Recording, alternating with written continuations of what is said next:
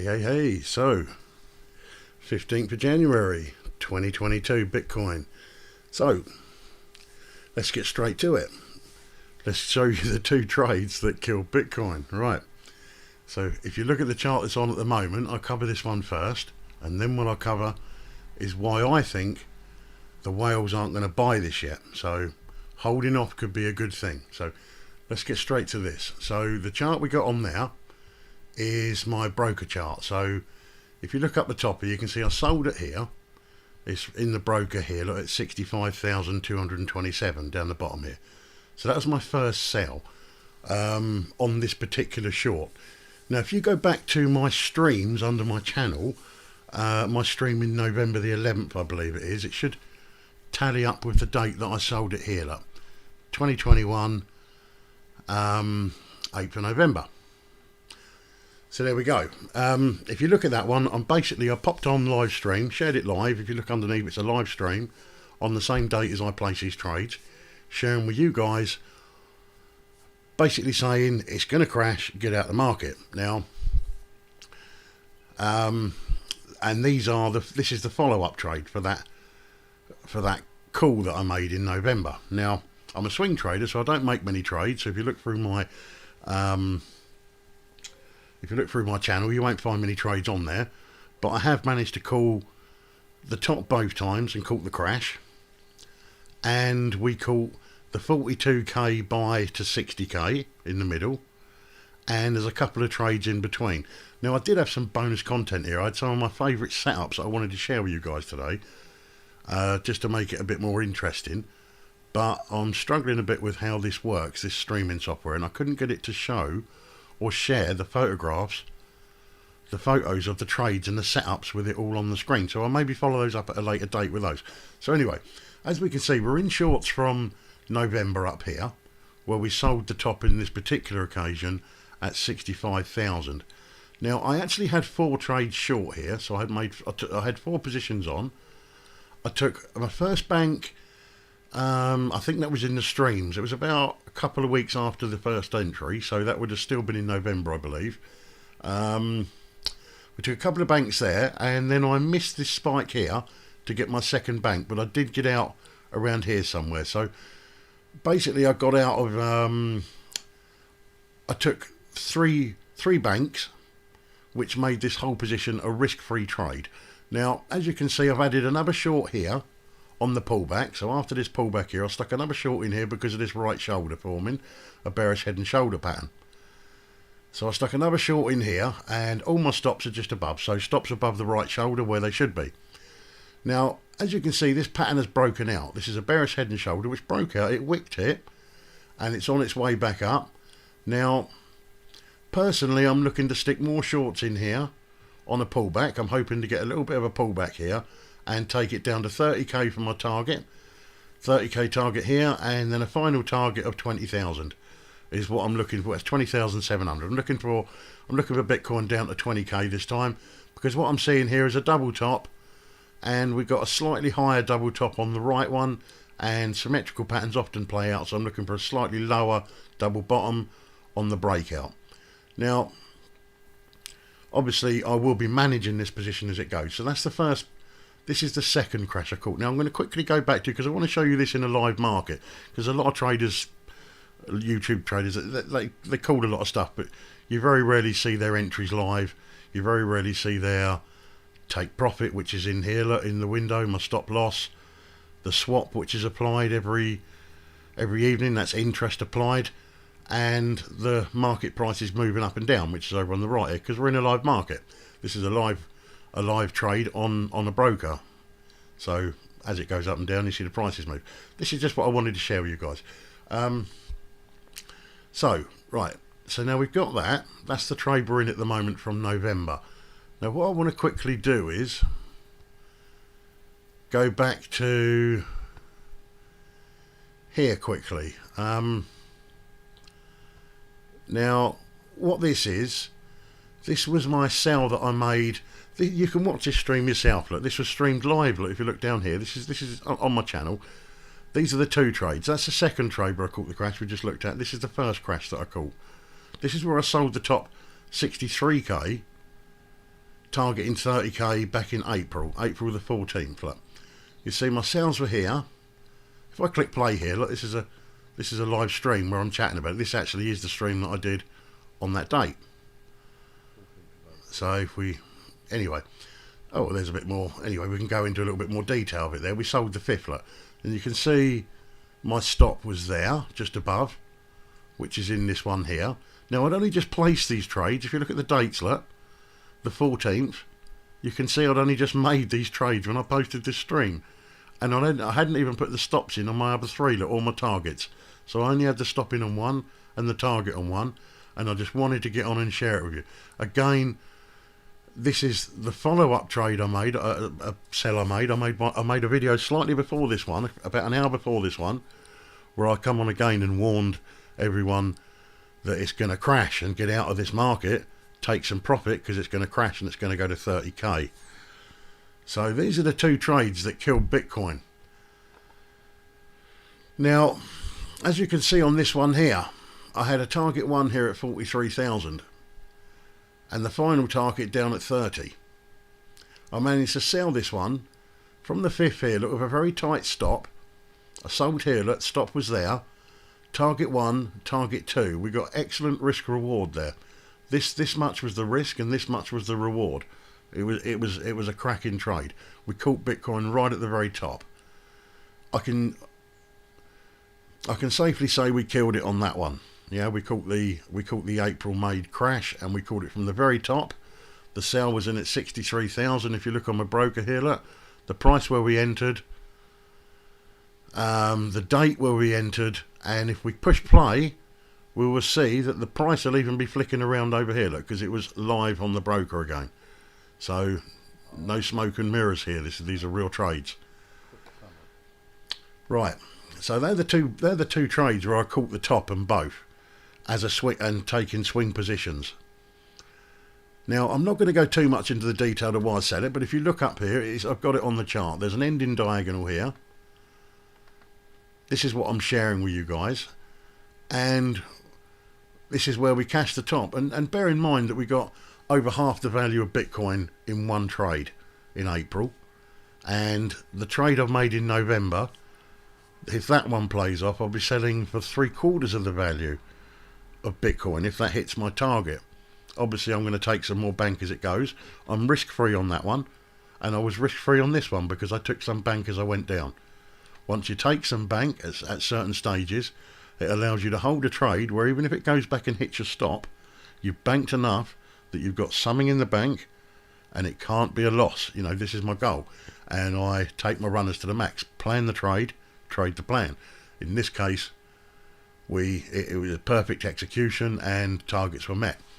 So these were the two trades where I sold the top on both occasions. Now again, I did want to share with you some more detail today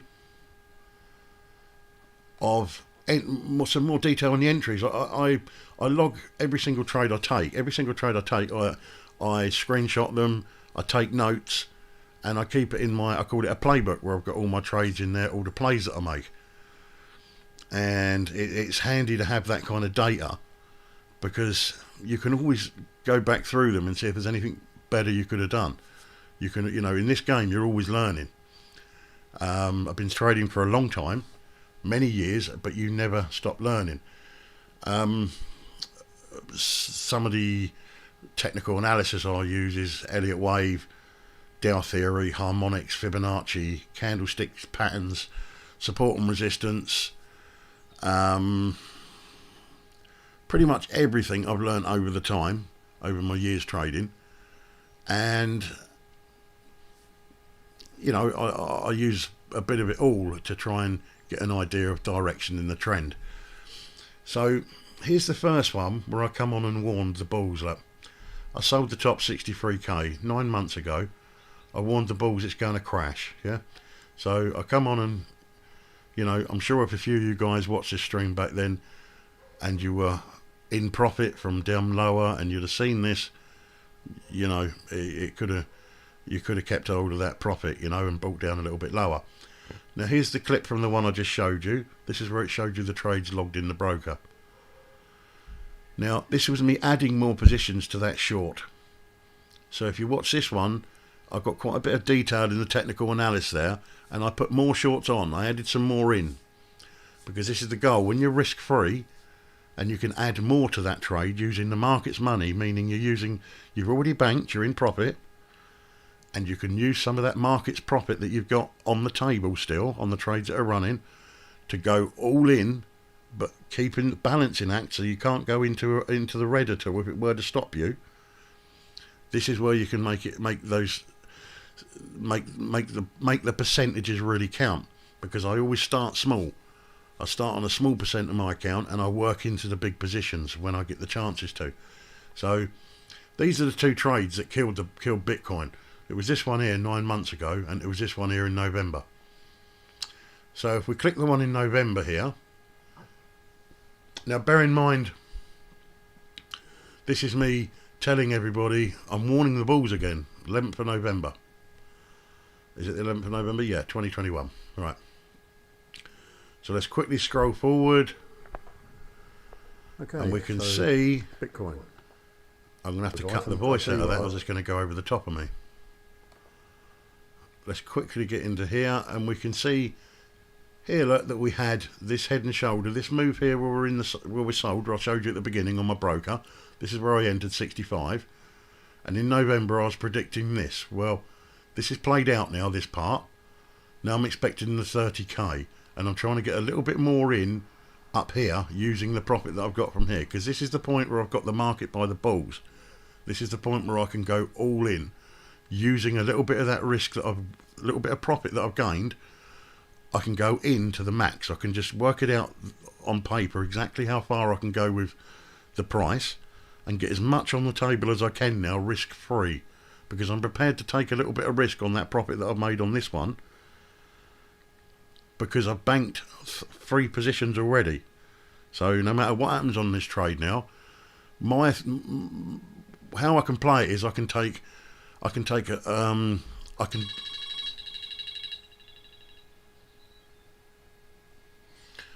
a bank here and get a good day's work, or I can get a pile of sales on at a good spot, take it to 30 and get an excellent day's work risk free using the market's profits.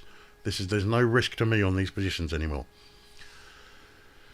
Now, as you can see, we sold it up here. In hindsight, a lot of people will show you what the market did and why it did it afterwards. The difference with me on my trades, or I show it before it happens and why it's going to do it. Yeah, that's the hard part. Anyone can come back here and show you why it sold in April at this point, because they can look back at it. My last stream, you see that I sold at the top here and called it down to 30k. The one in April stream. Again, these are not hindsight trades, these are live trades where we didn't know where it was going to go at the time. So that's the one in November.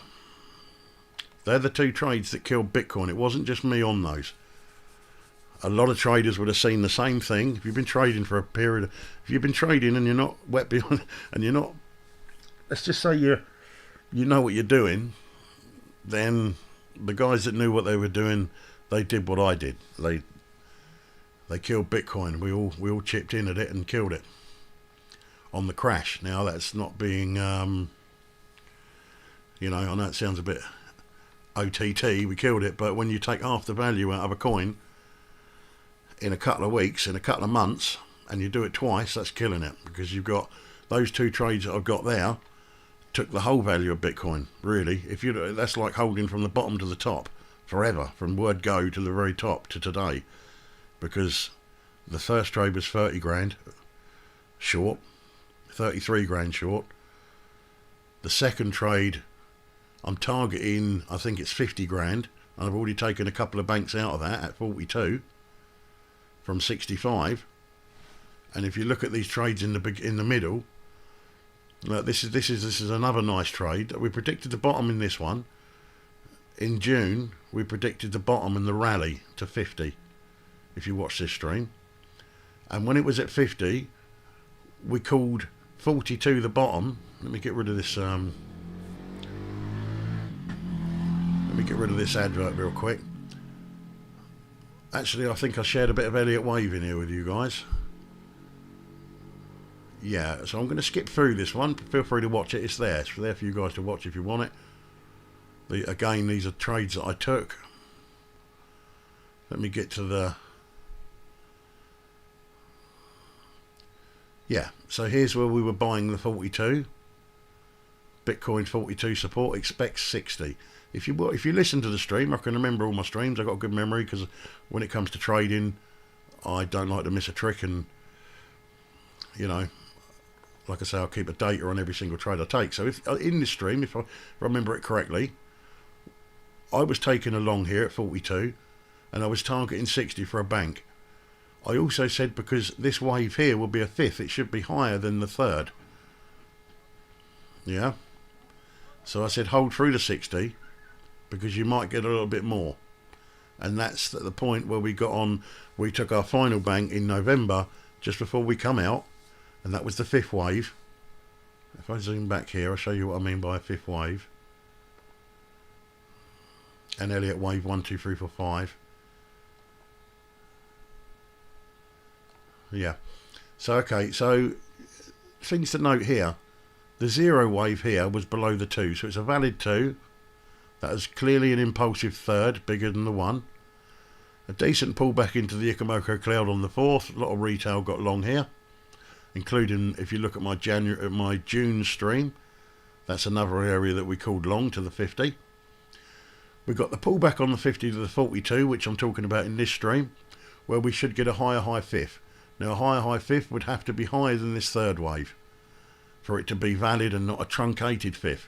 A trunk fifth is slightly rare because over 50% of the time you're going to get a higher high fifth than you did a third. These are waves I'm talking about. So I called it rare, but it's not really rare. It's just that when in trading, if there's a pattern that can win more than it loses, I called it rare because there aren't many patterns that can do that. A high fifth is one of those patterns. A trunk fifth is what I consider rare. Now, just to make this clear, if you do know Elliott Wave, you'll also spot like truncated fifth waves inside of Elliott Wave flat corrections. So if you know your EW, your Elliott Wave, you've got to know the difference between a flat correction and a 1, 2, 3, 4, 5 with an impulsive third, for example, because you might start spotting trunk fifths inside of Elliott Wave flat corrections, and that's not what I'm talking about. I'm talking about a 1, 2, 3, 4, 5 in this pattern where you expect an ABC possibly after, or some extension waves or a double extension, if that makes sense. If you're an Elliott Wave trader, you'll know what I mean. So don't get confused with flat corrections and seeing a trunk fifth inside of those, because that's not a trunk fifth. That's just a third wave that doesn't have a higher wave because it's a flat correction. Anyway, so in here we called it a buy at 42k. We took the buys at 42k after the pullback from 50. I actually had some shorts in here as well. I shorted around 50 because I knew it was going to be big areas in the market, big numbers in the market, like 50k, round numbers. They're like magnets. When price gets near them, and then they become profit-taking zones. So traders that got in on that 4th down there in June, well, we called it long in here, they would have had some bank at the 50k, because we can see that little bit of resistance coming up here. Look, with the fib, the 23.6 of the whole Elliott Wave 1, 2, 3, 4, 5.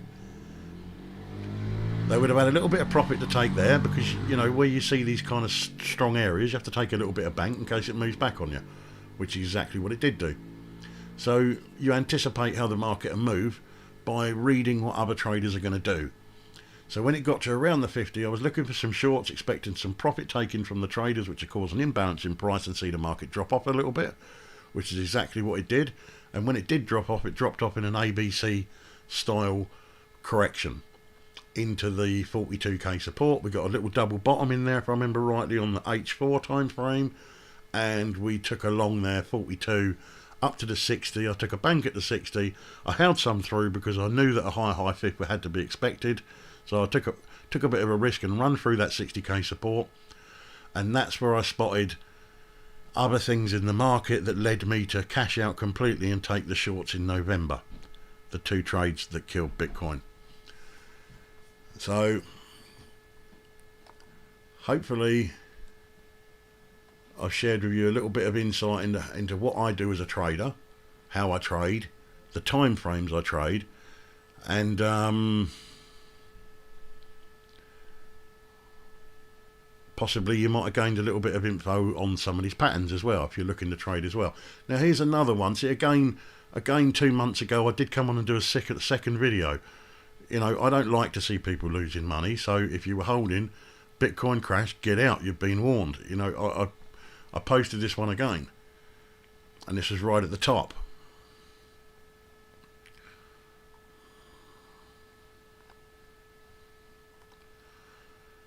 You know, if you watch this one, I was saying that this is the ideal spot to sell, but would I wait for 70k at this point? No. If you watch the video, you hear me say there's no way I'll wait for that. You need to get out now. Bitcoin's gonna crash. So that was the second one I've done, warning everybody. Now, you know, unlucky for a lot of you guys that are trading Bitcoin, I haven't got many subs, so not many people got to see this. But the ones that I did see it, I've had some good feedback from. They said I literally saved their accounts. You know, some of these guys were FOMOing in near the top, and I literally saved them from taking the crash. Yeah. Now this is a more recent one that I did. This is probably about a month ago. This one. This was talking about the price divergence between Bitcoin and Ethereum. So I'll quickly just show you that one. Okay, so Bitcoin come down, hit the 42k. Yeah. Going back, December the 4th this was, live stream again. All my streams are live. There's no BS here. I come on and do them live, and I call the trades, and I show them on the broker with a stop and a target, a stop loss and a target. Not many do that. There are a few, but you know, anyway. So this is where I was talking about the imbalance. Bitcoin had come down to 42, and it's possibly going to drop down to the 40. Save you watching this one unless you want to watch it. Now, when we look at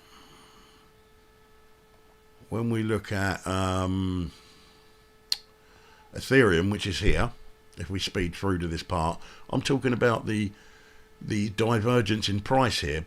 Ethereum's lagging behind Bitcoin at hitting the 29, because this is the run up in April that crashed. Yeah, here's the 30k range on Bitcoin. This is Ethereum, but I'm just showing you how this is playing out on Ethereum. Yeah, this is the push up to the 50, and then the pull back to the 42 and the 60k long.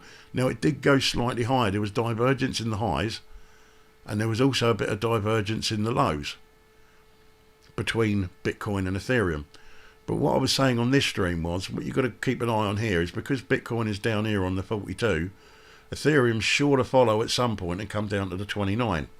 Same with if Bitcoin comes down to that 30k support there and that head and shoulder plays out, Ethereum's going to follow and it's going to hit 1750. And if Bitcoin breaks lows, you're going to see even lower on Ethereum. It does follow it. So something to keep an eye on with these trades that are going on at the moment, especially if you're holding longs.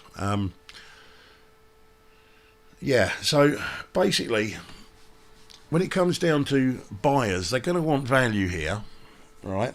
These long-time holders that are going to jump in and put a big buy on that can shift the market, these whales, they're looking for value.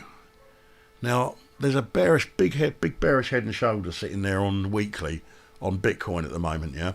And all the time we're under that right shoulder, all the time we're between the support and that right shoulder, everybody's going to be a bit sketchy taking longs. So I expect the market to rally a little bit, but probably stay within that shoulder range of 42,000. I'm thinking it can possibly go up to around 51 in the next week or two. In the next week, say. Probably next week. We'll probably see Thursday, Friday time, possibly 51,000 at a push.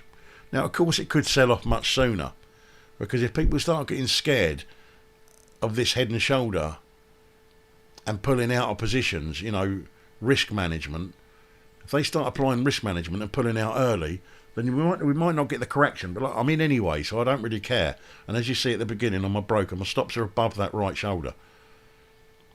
So if they pull out now and the market starts to get a bit scared and it drops down to 30, that's brilliant. I'll get a nice win. If it pulls back up a little bit, because on daily there was a Dragonfly Doji at the weekly support, and that Dragonfly Doji had a breakout candle following it. So a daily time frame is quite a strong signal. Swing traders are going to watch daily, weekly, monthly, and these are the time frames I watch. So they would have seen a weekly support around the 42,000 with a Dragonfly Doji which signals the end of the trend, and that was the downtrend. And that Dragonfly Doji was followed up by a breakout candle, which give us basically a bullish signal at weekly support. So I knew there was going to be buyers there, and it's playing out at this moment. So I don't know where the buyers are going to start running out of steam. You know, I know there's a bit of resistance around 46k, 45,600. There's a little bit of resistance coming up. That, you know, they're not gonna buy into that. They're gonna start taking profit, maybe taking a bit of bank there. So we're going to see the market slow off. They might buy the pullback and take it up to the next run, because like I said, 50k can be a round number, like a magnet, these big numbers. So that you might see 50, 51. I'm looking to add a pile of shorts on. If I get there, I'm looking for value. I'm not looking at shorting here, because I don't want to add any more shorts down here. Yeah, that's not great value for me. If I can get a little bit more up and get around that 50k, then I'll bang a load more shorts on and work out my risk management. So I'm using the market's money and target that 30k for my next bank. And if that head and shoulder plays out, it can see that double top break out below, can't it? And possibly bring us round to around, I've got my eye on around 26,000. I think 26,000 might be a number, because there's a symmetrical pattern I'm watching also. So I've got two patterns I'm looking for target, the head and shoulder pattern, and there's a symmetrical breakout that could possibly bring us down to around 26. But all the time I've got the market where I want it. I'm risk free. I'm going to hang on to these trades and try and get every single penny out of them. So in other words, to summarise this, I don't think any whales are going to jump in yet, because we've got the big bearish head and shoulder. There's a little bit of buying pressure due to the Dragonfly Doji and the breakout candle on the daily. I'm expecting that to peter off around 46, possibly 50, and then start to drop again. So, you know, I can't see any big buyers being on this 42 due to the pattern that's there. There's a big bearish head and shoulder there. It looks like we're going to go to 30k. I can see a hell of a lot of buyers at 30k. So anyone looking for value that's got a big wad of cash that they want to go and cold store or jump in on a broker, 30k is going to be a better spot than 42. So we will see buyers. There will be bulls waiting at 30k with pending orders, and they will be getting on their whatever broker or exchange they use. They'll be buying into Bitcoin at 30. So that's where the whales are going to start with their first entry. Now, if they're like me, they're going to start buying in stages. They won't put all of their eggs into one basket at 30k, because if the head and shoulder plays out, you might get another opportunity to buy a little bit lower. So for me, the whales are going to jump in at 30k, 26k, and possibly 20. These are, well, 30k's for sure. They're going to be waiting at 30k. And it's value at 30k, isn't it? Because let's say you're just looking for a one-to-one risk reward. Say you want to buy at 30k, target 60k, and have a stop loss of 30k. Well, Bitcoin isn't going to zero. That's a safe play, isn't it? And that's a one-to-one risk reward, which is the minimum that you want to look for in trading.